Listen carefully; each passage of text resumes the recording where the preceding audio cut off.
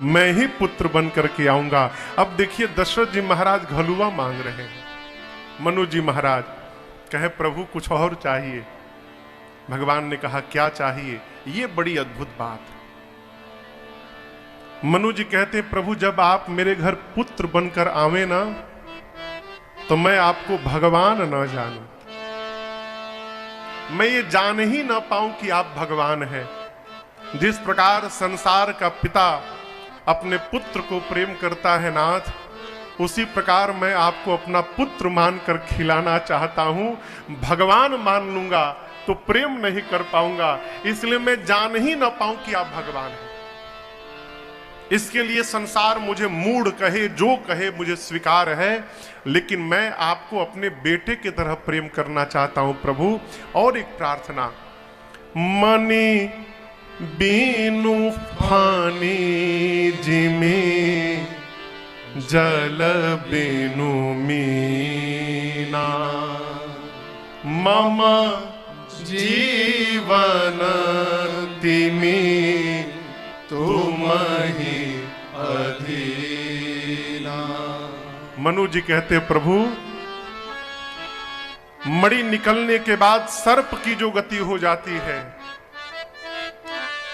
जल से निकलने के बाद मछली की जो गति हो जाती है, वही गति मेरी हो प्रभु यदि आप मेरे जीवन से दूर चले जाए तो। यहां मनु जी ने दो बात कही। पहली बात कही मणि बिनु फनी, सर्प से मणि निकलने के बाद जो गति सर्प की होती वो मेरी हो। मणि निकलने के बाद सर्प पागल की भांति व्याकुल हो जाता है, छटपटाने लगता है। वही गति दशरथ जी की भई कब? जब राम जी से पहली बार बिछो भया। जब विश्वामित्र जी राम जी को लेकर यज्ञ रक्षा के लिए चले गए तो जब तक मिथिला में जाकर महाराज दशरथ राम जी से नहीं मिले तब तक महाराज दशरथ तड़पते रहे। वहां गोस्वामी जी कहते जब राम जी मिले हैं तो ऐसा लगा मानो मृतक शरीर प्राण जनु बेटे। ऐसा लगा मानो मृतक शरीर को प्राण मिल गया। कब? जब राम जी जाकर दशरथ जी से मिले पहली बार। और दूसरा वियोग तब भया जब राम जी 14 साल के लिए बन गए तो दूसरे के लिए मनु जी क्या कहे थे? जल बीनु मीना।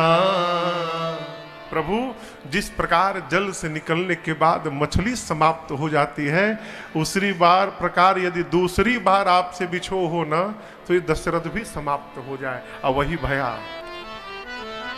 राम जी गए, भगवान के गए जाने के बाद सुमंत जी के लौट के आने तक ये 6वीं रात्रि थी। कितनी रात बीत, कौन सी रात्रि थी? 6वीं। 5 रात्रि बीत चुकी थी। महाराज दशरथ इस आशा में थे कि कहीं राम लौट के चले आए। सुमंत जी आए, राम नहीं आए। महाराज छटपटाने लगे, राम तुमको गए 6 दिन हो गए और अब तक मैं जीवित बचा हूं। बहुत जी लिया राम तुमको देखे बिना। हे जानकी, हे लक्ष्मण, आपको देखे बिना मैंने बहुत जी लिया। ऐसा लगा मानो महाराज दशरथ प्रायश्चित करने लगे। प्रत्येक रात के लिए एक एक बार महाराज ने राम जी का नाम पुकारा। राम राम कही, राम कही, राम राम कही, राम तन परिहरि रघुबर बिरह, राम गयो सुरधाम। महाराज ने तुरंत राम राम राम राम राम राम कहा और अविलंब महाराज ने उसी क्षण अपने प्राण का त्याग कर दिया। यहां पूज्यपाद गोस्वामी तुलसीदास जी कहते हैं, जियना मरना फल दशरथ पावा, जियना मरना फल दशरथ पावा,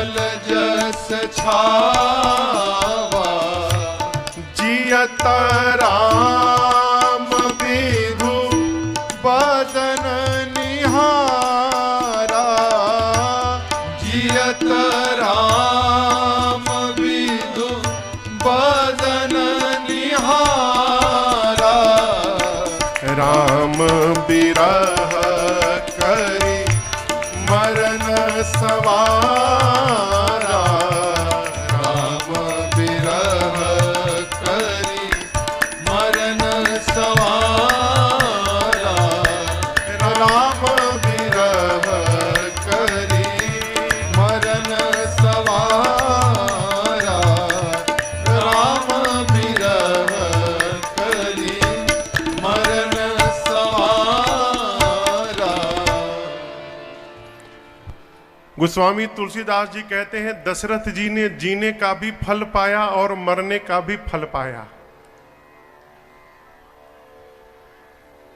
देखिए, जीवन तो सब संवारने में लगे हैं माई बाप, परंतु श्रेष्ठ व्यक्तित्व वो है जो अपनी मृत्यु को संवार करके चला जाए। यहां गोस्वामी जी कहते हैं राम बिरह करी मरण संवारा। महाराज ने अपनी मृत्यु को सजा दिया। कैसे सजा लिया? तो भगवान के नाम का उच्चारण करते करते चले गए। और समझिएगा, मुख से मरते समय भगवान का नाम निकल जाए, ये सहज व्यवहार नहीं है। बाली राम जी से कहता है, प्रभु जन्म जन्म मुनि, सामान्य जीव नहीं मुनि लोग, जतन कराही, परंतु अंत राम कही आवत नाही। सामान्य जीव की कौन बात करता है? बाली कहते हैं, प्रभु मुनि लोग जीवन भर जन्म जन्म यत्न करते हैं कि मरते समय नाम निकल जाए, नहीं निकलता। इसका एक दूसरा अर्थ समझिएगा। ये तो नकारात्मक अर्थ था, अब इसी चौपाई का सकारात्मक अर्थ समझिए। जन्म जन्म मुनि जतन कराही,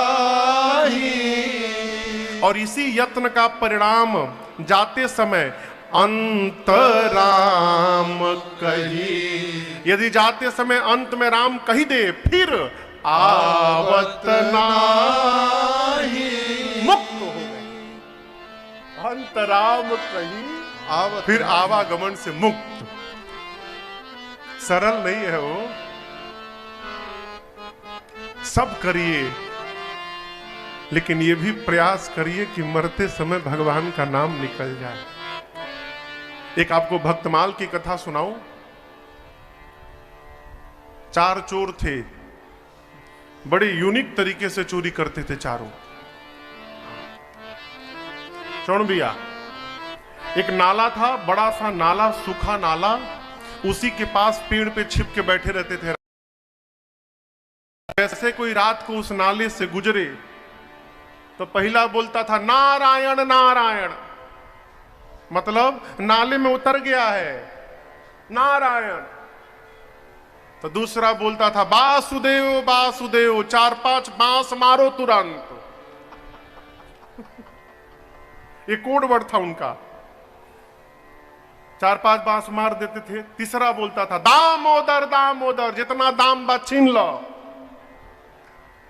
जब छीन लेते थे तो चौथा बोलता था हरिहर हरिहर, हो गई काम, अब जाए दो।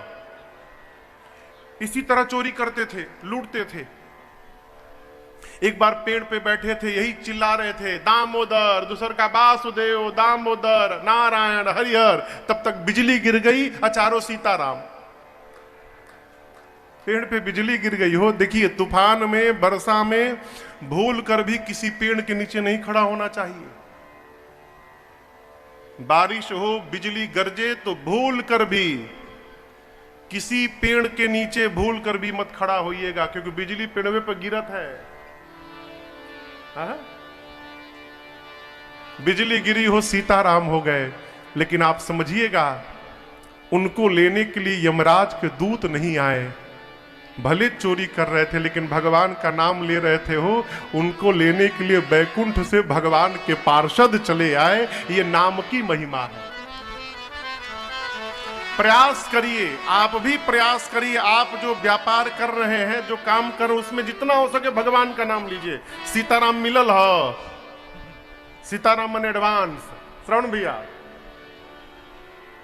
गाड़ी में पेट्रोल खत्म, पेट्रोल नहीं, गाड़ी में सीताराम भरवाना है। वही सांस है, वो वही चला रही है। जीवन को भी सीताराम जी चला रहे हैं, गाड़ी को भी सीताराम जी चला रहे हैं। प्रयास करिए जितना हो सके भगवान का नाम निकले, जितना हो सके।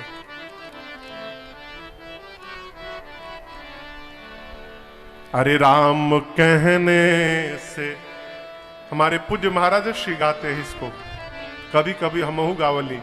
अरे राम कहने से तू तर जाएगा। गुरु जी एक प्रकार से बताते थे तो भरत जी 1000 प्रकार से करते थे। त्रयोदश संस्कार के बाद श्रद्धांजलि सभा बैठी। सभा का हेतु क्या है? अयोध्या का सिंहासन रिक्त है, भरत जी उस पर बैठ नहीं रहे हैं। गुरुदेव भगवान ने सबको बिठाया। जगत की नायक चर्चा करते करते कहे, भरत आपके पिताजी जैसा पिता न कभी हुआ है, न आपके पिता जैसा पिता अभी वर्तमान में कोई है, और न ही भरत भविष्य में दशरथ जी जैसा कोई पिता होने वाला। भयऊ न अहई न अब होनिहारा, भूप भरत जस पिता तुम्हारा। हम क्या कहें भरत जी उनके बारे में? जिस महाराज की प्रशंसा देवराज इंद्र करते हो, जिन दशरथ जी की प्रशंसा ब्रह्मा और शंकर करते हो, जिन दशरथ जी के पास आप, राम, लक्ष्मण और ये शत्रुघ्न जैसे 4 रत्न हो, उस महाराज के सौभाग्य के बारे में कोई क्या क्या बताएगा? आपके पिताजी सोच करने नहीं लायक है भरत जी। और आप दर्शन करिए, आपके पिताजी को प्राण से प्रेम नहीं था, आपके पिताजी को उनके वचन से प्रेम था। यदि प्राण से प्रेम होता तो दशरथ अपने प्राण को बचा लेते, वचन का त्याग कर देते। लेकिन आपके पिताजी ने अपने वचन को बचाया और अपने प्राण को त्याग दिया। नृपहि वचन प्रिय नहीं प्रिय प्राणा, इसलिए भरत जी करहु तात पितु वचन प्रमाण। एक वचन को मानकर भैया बन चले गए, लाला दूसरे वचन को मानकर आप राजा बन जाओ। यहां भरत जी एक सूत्र पकड़ के बैठे हैं। क्या? घर में यदि हमसे एक दिन भी कोई बड़ा उपस्थित है तो अपने बड़े के रहते कभी जीवन में घर का मालिक नहीं बनना चाहिए। यही राम कथा है। और देखिए, एक और आपको निवेदन करूं, जो आनंद और सुख छोटा बन के जीने में है ना माई बाप, वो बड़ा बन के जीने में कदापि मिलने वाला नहीं है। छोटे को बड़ा आनंद है। कौनो बात हो के भैया जाने, हम का जाने, हम तो लड़का है ही। भरत जी ने गुरु जी से कहा, गुरुदेव क्षमा करिएगा, आपको भी ऐसा लगता है कि आप भैया को रोक देते तो भैया बन न जाते, चले जाते? गुरुदेव भगवान वशिष्ठ जी बोले, भरत यदि मैं राम को रोक देता तो राम बन न जाते। तो भरत जी ने कहा, गुरु जी फिर आपने क्यों नहीं रोका?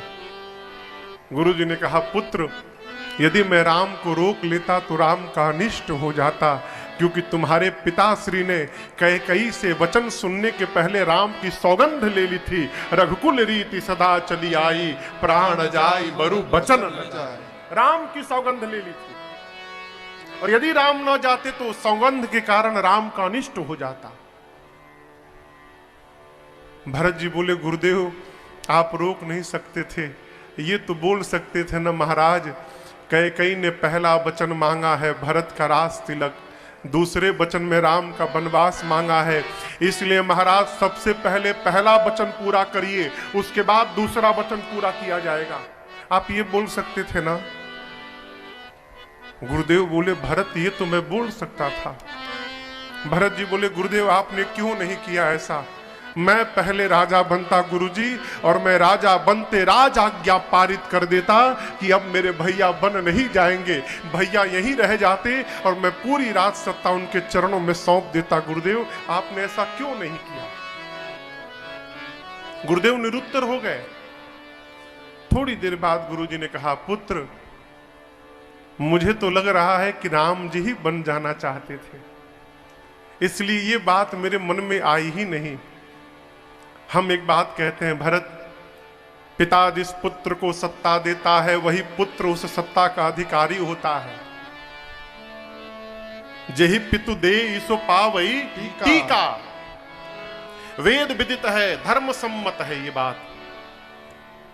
हम कहते हैं यदि आप राजा बन जाएंगे तो राम जी भी प्रसन्न हो जाएंगे, कोई भी अनुचित नहीं कहेगा भरत जी।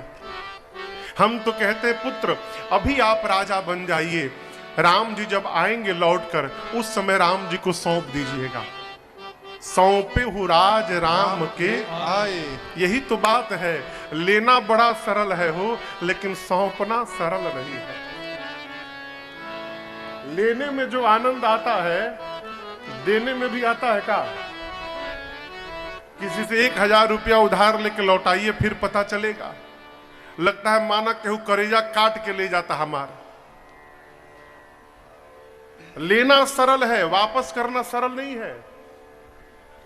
गुरुदेव ने प्रस्ताव रखी, अभी आप राजा बनिए, राम जी लौट कर आएंगे 14 वर्ष बाद, उस समय आप सौंप दीजिए। किसी भी प्रस्ताव को पारित करने के लिए समर्थन में कम से कम 2 लोगों की गवाही चाहिए। कोर्ट में कोई दस्तावेज आप बनाइए तो कम से कम 2 विटनेस चाहते हैं, पीछे साइन होता है। जी ने रखा इसको पारित करने के लिए 2 गवाह चाहिए। पहले गवाह के रूप में सचिव सुमंत जी खड़े भय। कहते हैं भरत जी कीजिए गुर आयसु अवसी, कहीं सचिव कर जोर, रघुपति आए उचित जस, तस तब करब बहु। भरत जी गुरु जी की बात मान लीजिए। भरत जी राजा बन जाइए आप, राम जी लौट कर आएंगे, फिर आपको जो उचित लगेगा करिएगा। है इसी वाक्य ने तो भरत जी के मति को घुमा के रख दिया। सुमंत जी ने कहा रघुपति आए उचित जस, आने के बाद जैसा उचित लगेगा करिएगा, मतलब मन करेगा देने का तो दीजिएगा, नहीं करेगा तो मत दीजिएगा। भरत जी सोचे प्रभु की संपत्ति प्रभु को ही लौटाते समय क्या मुझे उचित और अनुचित का विचार करना पड़ेगा? इसका मतलब है कि इस संपत्ति को पाने के बाद मेरी मति बदलने का भय बना है। और याद रखिएगा, थोड़ी कड़वी बात बोले क्षमा करिएगा, ससुरारी के धन जजमानी के धन सबही सुधि देह के, तुलसी सराहत सकल सार, सहज स्नेह की, तुलसी सराहत सकल सार। भरत जी झरझर रोने लगे। सभा के मध्य भरत जी हाथ जोड़कर खड़े भय।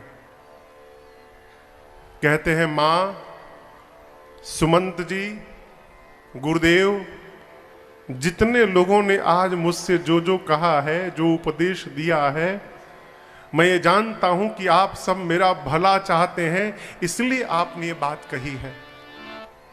लेकिन मैं क्या कहूं, ये जानते हुए मेरे हृदय को शांति नहीं मिल रही है। पिताजी देवलोक चले गए, भैया बनलोक चले गए, और आप मुझे अयोध्या के सिंहासन पर बिठाकर मेरा हित ढूंढ रहे हैं। लेकिन भरत का हित राजा बनने में नहीं है गुरुजी। मेरा हित हमार सियपति सेवकाए।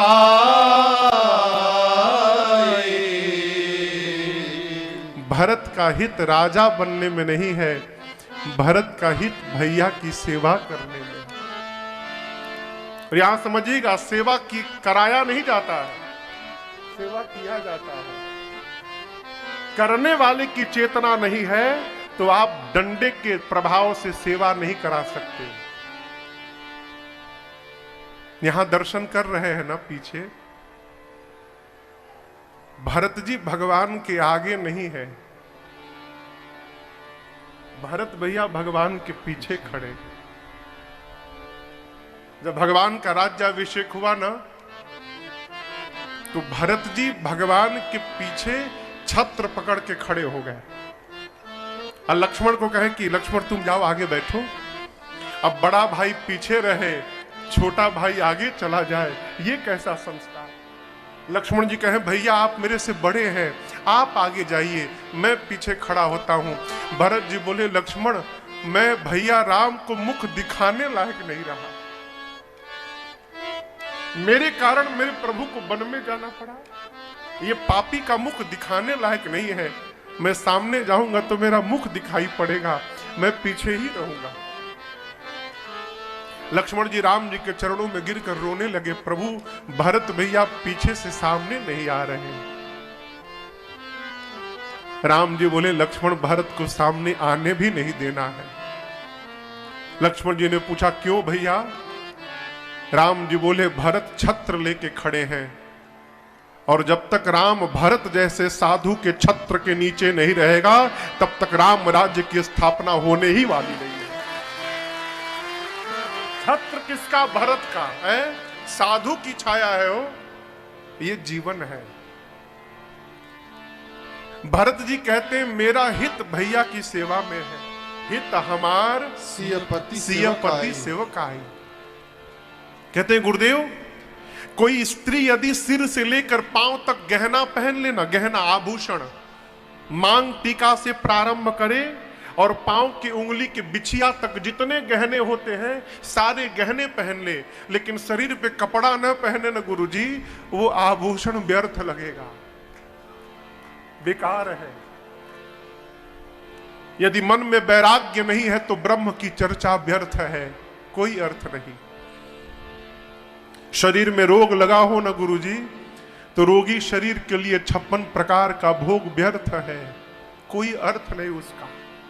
हृदय में प्रेम नहीं है, भक्ति नहीं है, तो किया गया जप तप व्रत दान सब व्यर्थ है, कोई मतलब नहीं है। गुरुदेव, सुंदर शरीर है, उसमें प्राण नहीं है ना, तो वो शरीर व्यर्थ है गुरुजी।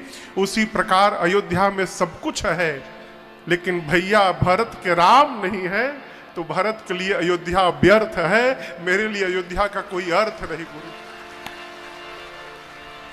आप मुझे राजा बनाना चाहते हैं? गुरुदेव, रघुवंश के सिंहासन पर धर्मशील राजा चाहिए, चाहिए धर्मशील नर ना हो। आगे कहू साच सब सुनी पतिया हो। भरत जी कहते गुरुदेव सिंहासन पर धर्मशील राजा चाहिए। और एक बात सुनिए, यदि आप मुझे बरबस राजा बनाने का जिद करेंगे और जैसे ये पापी सिंहासन पर बैठेगा गुरुजी, धरती फट के रसातल में चली जाएगी, धरती बर्दाश्त नहीं कर पाएगी इस पापी को। गुरुजी ने कहा भरत, इस समय धरती पर सबसे बड़ा पापी कोई है तो रावण है, वो राजा बन के बैठा है सिंहासन पर। यदि धरती रावण को बर्दाश्त कर सकती है तो क्या भरत को नहीं बर्दाश्त कर सकती? भरत जी ने कहा गुरुजी धरती रावण को बर्दाश्त कर रही है क्योंकि धरती जानती है कि वो पापी है। गलत व्यक्ति गलत काम करे तो आश्चर्य नहीं होता, परंतु जब कोई साधु गलत काम कर दे गुरुजी तो बर्दाश्त नहीं होता है। ये भरत पापी यदि सिंहासन पर बैठेगा धरती बर्दाश्त नहीं कर पाएगी गुरुजी, फट के रसातल में चली जाएगी। मैं कितना बड़ा पापी हूं आप दर्शन करिए। अभी मैं राजा नहीं बना, अभी केवल मेरे नाम का प्रस्ताव रखा गया है कि भरत ये पापी राजा बनेगा। क्या हुआ? पिताजी मर गए। अभी केवल मेरा नाम सामने आया तो पिताजी मर गए, बड़ा भाई वन में चला गया। आप बताइए जिस दिन ये पापी सिंहासन पर बैठेगा क्या गति होगी गुरुजी? मैं चाहता हूं इस सिंहासन पर धर्मशील राजा बैठे। गुरुदेव समाज जो मुझे कह रहा है मुझे आश्चर्य नहीं है। कीचड़ वही होता है गुरुजी जहां पानी होता है। अंतहु कीच तहां जहां पानी। कैकई के अंक से जन्म लिया है ये पापी, तो मैं ये अपशब्द नहीं सुनूंगा तो कौन सुनेगा? धन्य तो मेरा लक्ष्मण है गुरुदेव, जिसने राम प्रेम में अपना सर्वस्व त्याग करके प्रभु के साथ चला गया है। धन्य है लक्ष्मण।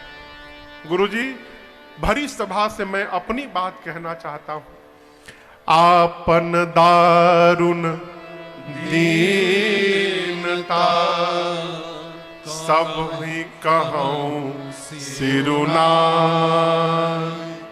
देखे बिनु रघुनाथ पद जिय के चरनी न जा। गुरुदेव मैं अपनी बात कहूं और ये बात भी आप ही के मुख से आई है। आप ही ने मेरे पिताजी से कहा था जासु भजन बिनु जरनी न जाए। राम के भजन के बिना हृदय का जलन समाप्त नहीं हो सकता। गुरुदेव जब तक भरत भैया के चरणों का दर्शन नहीं करता तब तक भरत के जीवन का जलन समाप्त नहीं होने वाला है। मैं प्रातः काल प्रभु के पास बन जाने वाला हूं। जाना चाहता हूं नहीं ना, चाहता हूं का मतलब मैं आपसे पूछ रहा हूं। भरत जी पूछ नहीं रहे हैं, भरत जी बता रहे हैं कि प्रातः काल चली हूं प्रभु पाही। प्रातः काल गुरु जी मैं जा रहा हूं। मैं जानता हूं कि मैं अपराधी हूं, मेरे कारण मेरे घर में उत्पात भया है, लेकिन गुरुदेव एक बात कहे, मुझे एक विश्वास है, जैसे मैं भैया के पास जाऊंगा और भैया इस पापी भाई को भी देखेंगे ना, तो मुझे विश्वास है मेरे भैया दौड़कर इस पापी को हृदय से लगा लेंगे, वो मेरा त्याग नहीं करेंगे। गुरुजी मोहि रघुवीर भरोस, ये मेरा रघुनाथ जी पर भरोसा। भरत जी जैसे जाने के लिए बोले, पूरी प्रजा आनंद में डूब गई। ए जी चलता प्रातः लखी मीरा नाऊ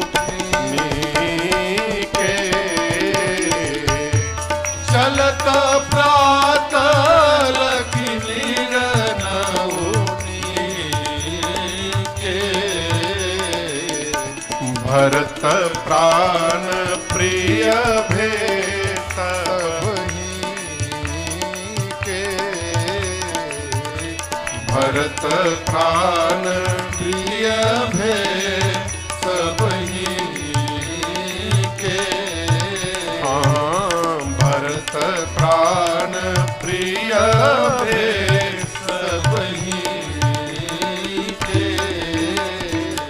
सारे लोग आनंद में आ गए। प्रातः काल भरत जी लेकर राम जी के पास चलेंगे। रात में कोई सोया नहीं है अयोध्या में। क्यों? अयोध्यावासी सोचे कि राम जी के भी साथ हम लोग गए थे, तमसा के तट पर सोए तो राम जी छोड़ के चले गए, कहीं आज अयोध्या में सो गए और भरत जी कहीं छोड़ के चले जाएंगे तो क्या होगा। सारे लोग जगे रहे। बालकों से और वृद्ध जनों से कहा गया कि आप नहीं जाएंगे, आपको घर में रहना है। इधर भरत भैया ने पवित्र सेवकों को बुलाया जो स्वप्न में भी अपने धर्म से न डिगे, सपने हूं जे निज धर्म न क्यों अयोध्या के रख रखाव का भार सौंपने के लिए।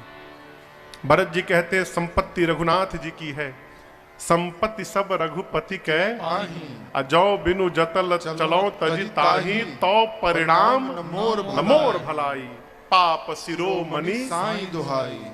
यहां एक बड़ी अच्छी बात आपसे निवेदन करूं, घर में बैल खटपट तो चल बाबा के मठ पर, घर में झगड़ा हो जाते तो लोग सधुआ जाते हैं। ये कौन जीवन है वो? आपके पास जो है घर द्वार जमीन जायदाद, ये किसका है? आपको भ्रम है कि आपका है, आपका नहीं है। क्या लेकर आया था जग में तू फिर क्या लेकर जाएगा, फिर क्या लेकर जाएगा। अरे मुट्ठी बांधे आया जग में, मुट्ठी बांधे आया जग लेकिन जाते समय फिर हाथ पसारे जाना है वो, सोने वाले जाग जा संसार मुसाफिर खाना है। आपको भ्रम रहता है कि हमारा है, आपका है, वो नहीं। किसका है? संपत्ति सब रघुपति के आही, हम और आप केवल केयर टेकर हैं बस। भरत जी कहते भगवान के संपत्ति यदि आप मैंने अधर में छोड़ दिया तो मेरा परिणाम अच्छा होने वाला नहीं है। उसी प्रकार यदि आप भी अपने परिवार को अधर में छोड़ के कहीं चले जाएंगे तो आपका भी परिणाम मंगल होने वाला नहीं है। क्यों? ये भगवान की संपत्ति आपके पास है। सेवकों को सौंपा, भरत जी ने गुरुदेव भगवान से निवेदन किया, गुरुदेव आज्ञा मिले तो मैं राज्याभिषेक की सामग्री ले लूं, आप वन में चलते भैया का तिलक करिएगा। गुरुदेव ने कहा ले लो। भरत जी सामग्री लिए, रथ पर गुरुदेव को बिठाएं, पालकी में माताओं को बिठाएं, अयोध्यावासी अपने अपने वाहन पर बैठे और सबको लेकर भैया भरत चले चित्रकूट हो रामा, राम को मनाने भरत चले चित्रकूट हो रामा, राम को मनाने, राम को मनाने सिया लखन को मनाने, राम को मनाने सिया लखन को मनाने। भरत चले चित्रकूट हो रामा, राम को मनाने। भैया भरत चले चित्रकूट हो रामा, राम को मनाने। बनसिय राम समुझ मन माही, बनसिय राम समुझ मन माही।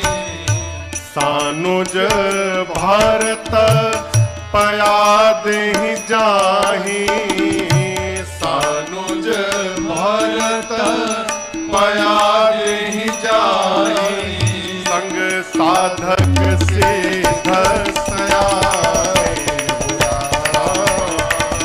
राम को मनाने, साधक सिद्ध सयाने हो रामा, राम को मनाने।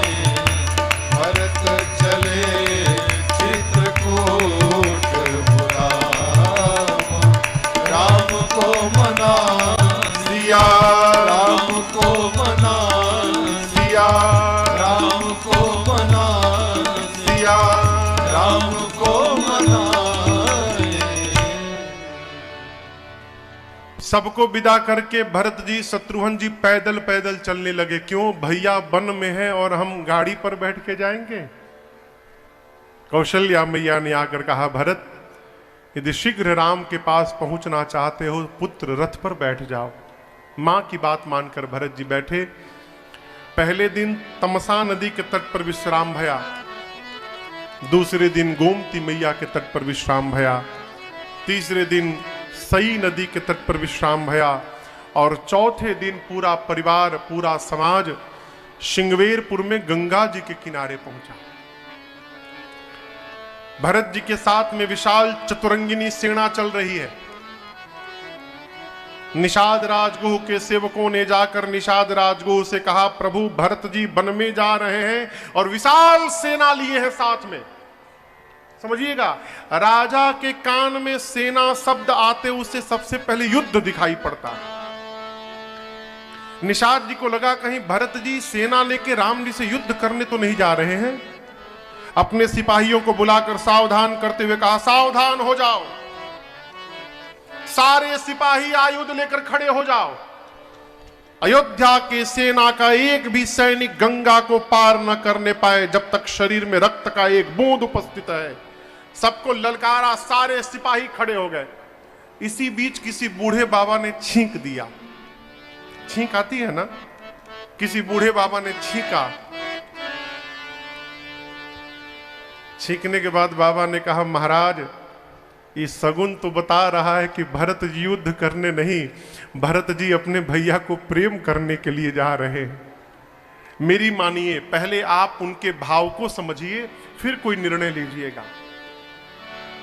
निषाद राजगुह उपहार लेकर भोजन भरत जी के रथ के सामने गए रखे और दूर से ही भरत जी को, गुरुदेव भगवान वशिष्ठ जी को निषाद राजगुह ने दंडवत किया है। भरत जी ने पूछा, गुरु जी वो कौन है? गुरु जी ने कहा, राम जी के सखा हैं। इतने सुनने की देरी थी। केवट के जतिया हवन, अरे भैया के संहतिया, इतना बतिया सुन के।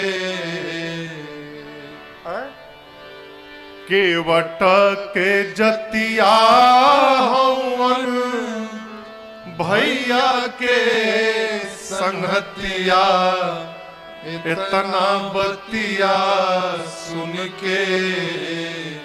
अब भरत जी पट के ले सिर, इतना बतिया सुन के।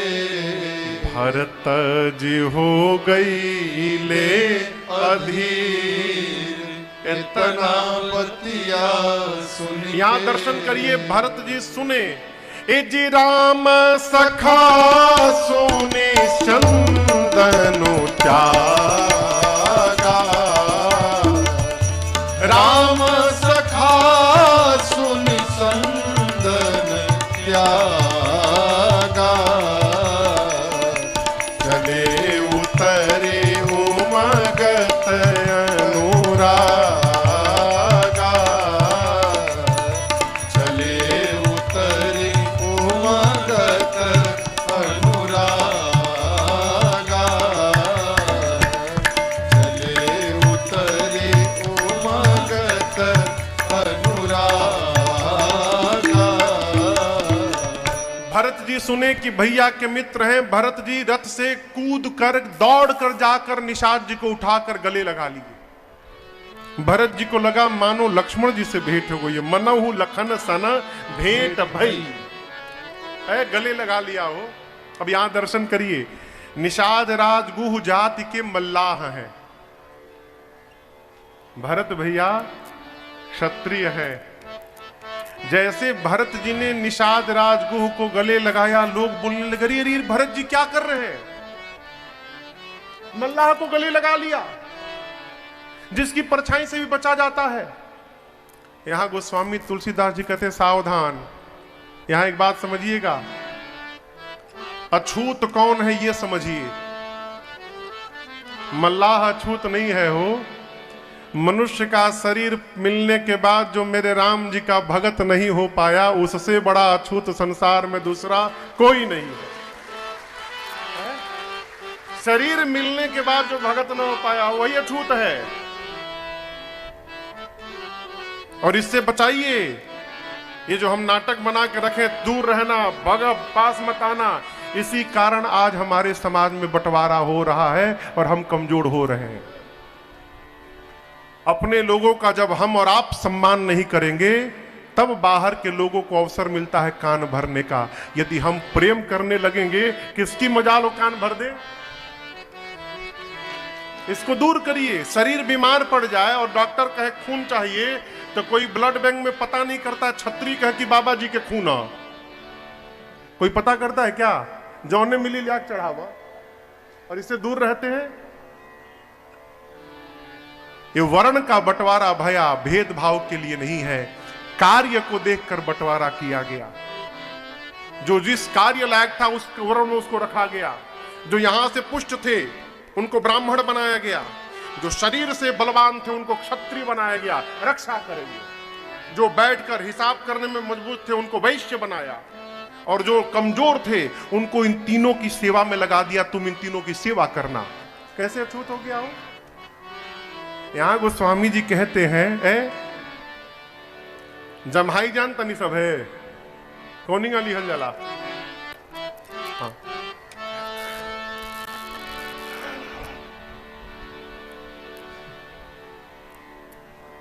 गोस्वामी जी कहते हैं, राम राम कही जे जमुहाई,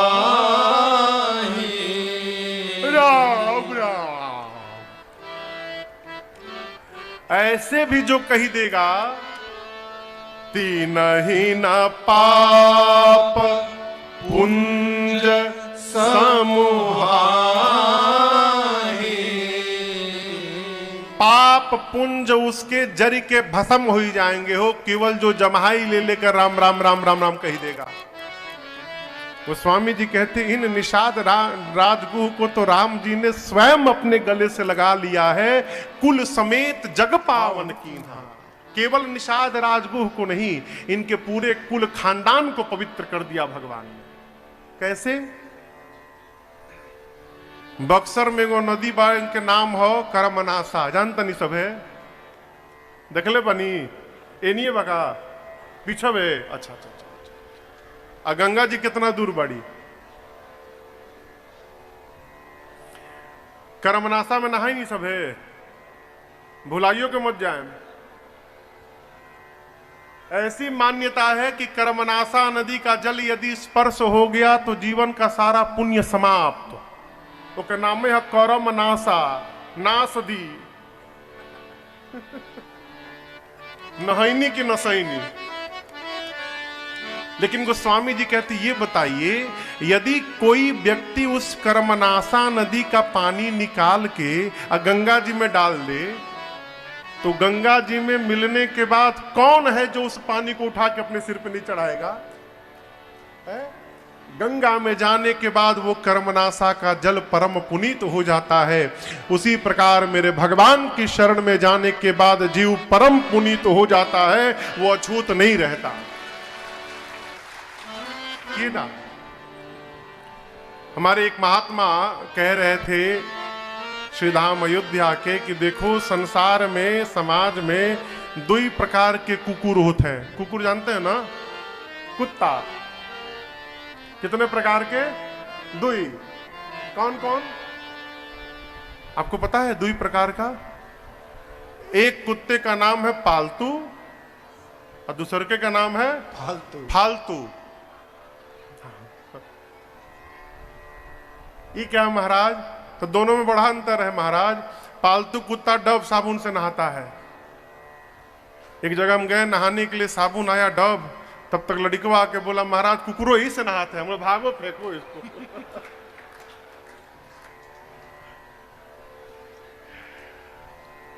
पालतू कुत्ता डब से नहाता है, हो पिडिग्री खाता है, बढ़िया बढ़िया खाना खाता है, एसी गाड़ी में घूमता है, एसी कमरे में रहता है, मालिक बाबू बाबू सोना सोना बोल के दुलार करते हैं उसको। अब फालतू कुत्ता क्या खाता है? तो डंडा। वो जहां जाता है खाली डंडा खाता है। एक जगह भंडारा चल रहा था, समझे, तो 3 कुत्ते ताक में थे कि हमनियों को तनी भेटा जाई, तो बार बार घुमरियाएं। अब भोजन बनाने वाले डंडा दिखावे, तो तीनों कुत्ते थोड़े दूर गए खेत में। पहिलका बोला रुको, हम जाके अभी आते हैं। अभी गया पहला कुत्ता, तो जो भंडारी का मेन हलवाई था वो गर्म पानी खौला रहा था। जैसे कुकुरा को देखा, एक लोटा गर्म में पानी फेंका, उसको काई काई करते भगा, वो घूम कर गया उधर से। तो दोनों पूछे क्या हुआ? अरे गरम गरम दे रहे हैं सब, एकदम गरम गरम खा के आया हूं। तो दूसर का बोला अरे ये पा लिया, हम बाकी रह गए। तो बोला हम जाता नहीं। तो भी आया घूम के। तो ये हलवाई समझा कि फिर आ गई, ये नहीं जानता दूसरा आया है। तो उठाया डंडा, एक डंडा मारा खींच के, ये भी भगा रोते रोते। उधर गया, झाड़ झूर के पहुंचा। तो दोनों पूछे का भइल? हमको तो दोनों हाथ से दिया है। अब तीसर का बचल, हम तब रह गए नहीं। तीसरा चला। अब तीसरी बार आया जब कुत्ता, तो भंडारी बर्दाश्त नहीं कर पाया, उसको पकड़ा, एक रूम में बांध करके खूब मारा और उसमें बंद कर दिया 1 घंटे के लिए। 1 घंटे बाद निकला तो भगा, ये घूम कर पहुंचा उसके दोनों के पास। दोनों पूछे भाई बहुत देरी लगा दी, क्या हुआ? अरे हमको तो आने ही नहीं दे रहे थे, इतना खिलाया, हमको आने ही नहीं दे रहे थे। ये क्या है? पालतू कुत्ता जहां जाता है दुलार पाता है, बढ़िया बढ़िया सामान खाता है, फालतू खाली डंडा खाता है।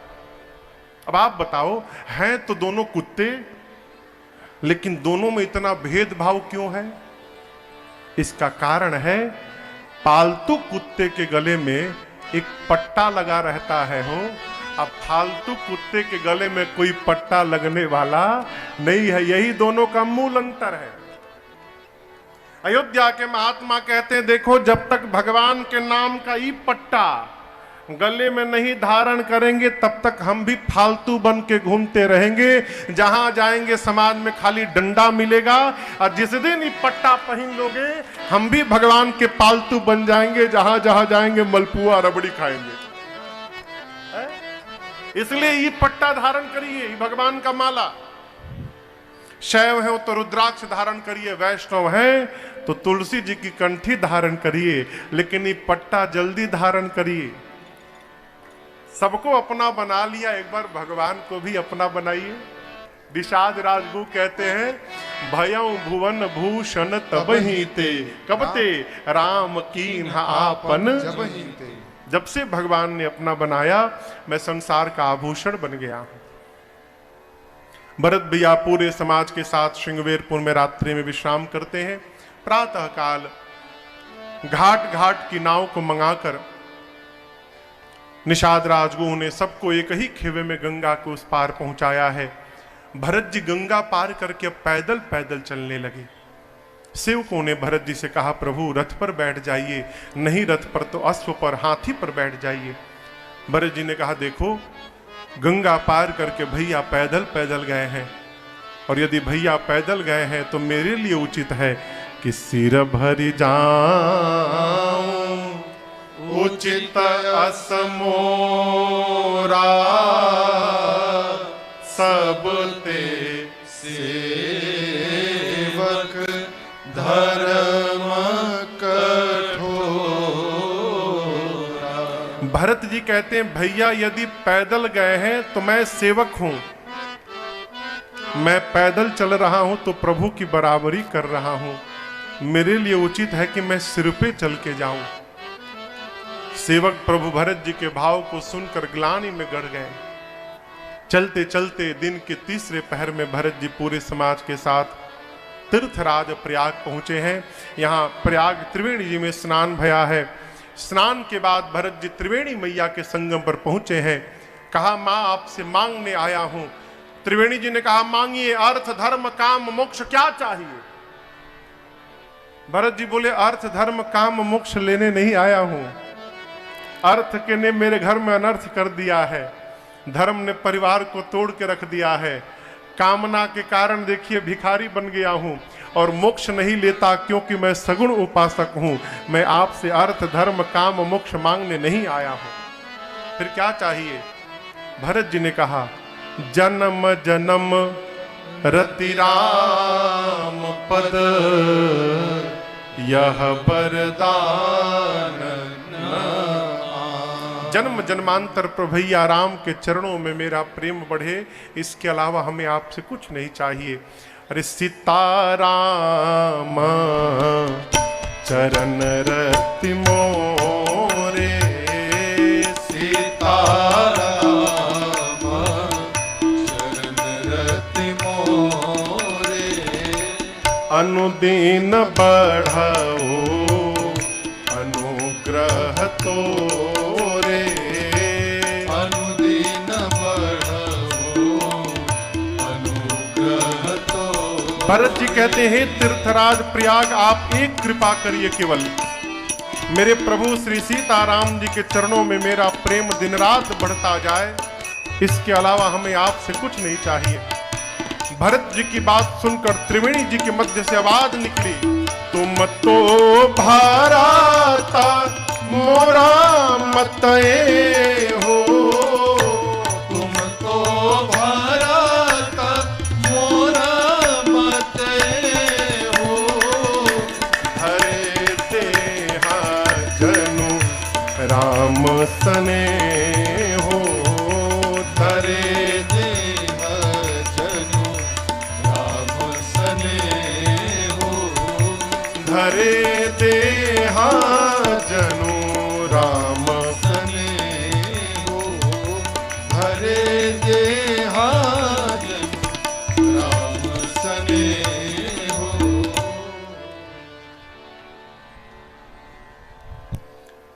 त्रिवेणी जी ने भरत जी से कहा, तात भरत तुम सब विधि साधु, भरत जी आप सब प्रकार से साधु हैं, राम जी के श्री चरणों में आप अगाध प्रेम करते हैं, आप व्यर्थ में ग्लानि कर रहे हैं। भरत जी सबको लेकर तीर्थराज प्रयाग में भरद्वाज जी के आश्रम में पहुंचे। अब यहां दर्शन करिए, पूरा समाज बैठा है, भरत भैया बैठे हैं, लेकिन भरत जी कैसे बैठे हैं? अपना सिर नीचे झुकाकर। क्यों? यदि भरद्वाज ऋषि पूछेंगे कि भरत जी सबको लेकर कहां जा रहे हैं, तो मैं क्या बोलूंगा? कि कैकेयी ने मेरे भैया को वन में भेज दिया, यही बोलूंगा? भरत जी मारे संकोच के नहीं बोल रहे हैं। हमारे पूज्य महाराज श्री हमसे बार बार एक बात कहते हैं, बाबू जीवन में कितनी भी अनबन हो जाए घर परिवार में, लेकिन प्रयास करना कभी बातचीत न बंद हो। क्यों? यदि बातचीत होती रहेगी ना, तो सुलह होने की संभावना बनी रहेगी। जब बातचीत ही बंद हो जाएगी तो सुलह कैसे होगा? वो घर परिवार में यदि किसी को आपसे बात करने में संकोच हो रहा हो, तो आप उसके बोलने की प्रतीक्षा मत करिए, आप ही आगे बढ़ के बात कर लीजिए। यहां भरत जी को संकोच हो रहा है, तो भरद्वाज जी स्वयं आगे बढ़कर बोले। क्या बोले? तुम गलानि जिय जनि करहु, समुझि मात कर तो,